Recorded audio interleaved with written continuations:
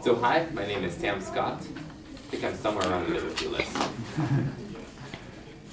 Alright, everybody's ready? Like most teenagers, I watch movies rather often. Now while I'm normally entertained and engaged, over time, I've noticed something rather strange. In many movies, usually high-speed, high-action shows, I have an incredibly difficult time tracking with the story.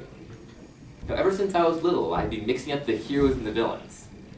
I thought I just missed some key plot element or hadn't been paying attention. But because I'm a debater and I obviously research everything, I looked it up. And after reading several articles and doing a few tests, I think I figured out what's going on.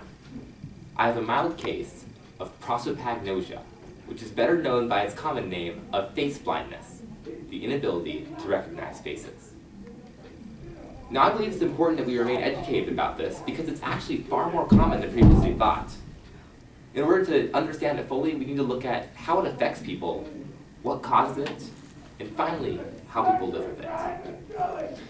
So, face blindness isn't as simple as not being able to see a face.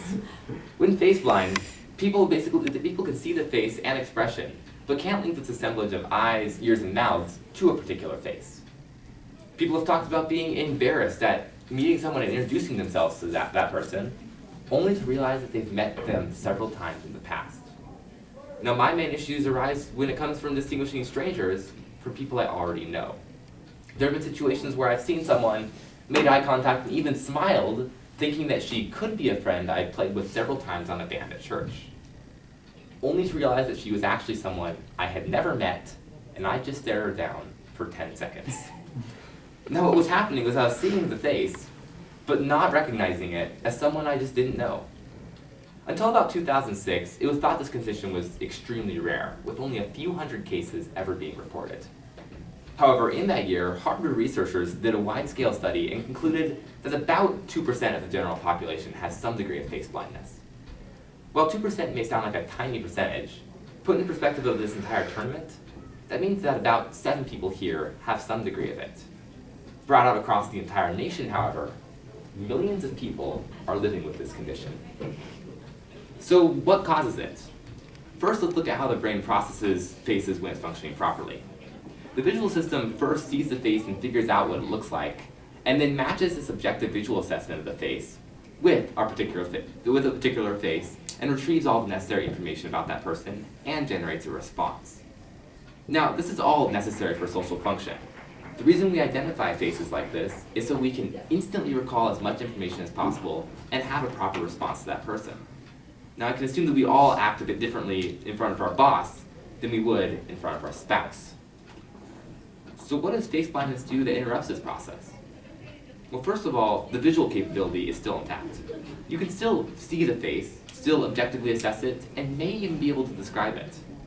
There's also interesting evidence showing that face-blind people may be able to implicitly recognize a face, meaning that when they see a familiar face, their brains react strongly even though they say they don't recognize the person. So the visual capability and the memory are still intact. What's believed to be damaged is the occipito-temporal junction, this little area right behind your ear. This area is primarily responsible for visual assessments, basically figuring out what something is. When it's damaged, this information doesn't relay properly, meaning you can see the face and know the person, but that information never connects, making you seemingly blind to faces. Now, prosopagnosia can be classified into 2 main categories based on how it originated, either acquired or developmental. Acquired happens at some point later in a person's life, usually as a result of a head trauma, stroke, or brain disease. It's far more documented because people just notice it. Imagine if you've been able to see faces fine all your life, and then you had a concussion. In recovery, if you suddenly had a diminished ability to identify faces, you'd probably notice this and tell someone, making this a recorded case. However, this leaves out an entire other type. Developmental is when, instead of these areas of the brain being suddenly damaged, they simply don't develop properly. Now, until recently, this type was thought to be far rare, but new evidence is suggesting otherwise. Because people of this type live like this since birth, they usually never realize there's actually something going wrong, especially if it's mild. It's similar to how someone born deaf will usually never realize there's actually such a thing as sound in the world and lives based off of visual cues. Except instead of reading lips and gestures, It's finding new ways to identify people. Now, with my case, I lived for 15 years before even getting the vague idea that something might be wrong, and only recently did I bother to do any research. So what do you do if you or someone you know has this condition? Well, medically, there's really no cure for it. However, there are several coping mechanisms to make life easier. We'll look at 2 examples of some famous people, and then one not so famous to see how they've coped. The first is the late Oliver Sacks, regarded as one of the world's greatest neurologists. Now, he was born with an extreme case of developmental prosopagnosia, where throughout school, he couldn't even identify his best friends. It was so bad for him that he'd mistake his own face, leading to the hilarious situation of him grooming his beard in front of another bearded man that he mistook for a mirror. Now, once he realized that this was actually a condition, he did a large amount of research into it and wrote and spoke on face blindness often. In an article he wrote for The New Yorker, he talked about how he coped. He said his first step was realizing that this actually was an issue and not trying to use faces to identify people anymore. He talked about how he would recognize his friends by their body features so he could tell them apart and even pick them out of a crowd. He would distinguish his neighbors by the dogs they were walking because to him, dogs were just far more diverse than faces. And at his dinner parties, he'd have all of his guests wear name tags. Now, these were all methods, some very extreme and some rather simple, that he developed in order to operate. Another famous faceblind person is Seattle artist Chuck Close, ironically made famous by his massive paintings of faces of all things. Even though he paints faces for a living, he's unable to put the whole face together and can only recognize specific parts. The way he makes his impressive paintings is he first photographs his subject to convert them to a 2-dimensional image that he can then commit to memory. Once he's done this, he just has to recall it while painting, and he might even be able to recognize them in real life. So finally, what do I do? Now, my condition is obviously far less severe than either of these people. I can recognize family and friends almost always. The issues start to arise when it's out of context with someone who doesn't really have a major discerning feature. The general tips I figured out are what the experts normally recommend, looking objectively at body shape and size, their hair, walk, and listening for their voice. Now this explains why movies are so difficult for face-blind people, because we're missing many of these cues that you really only get in real life.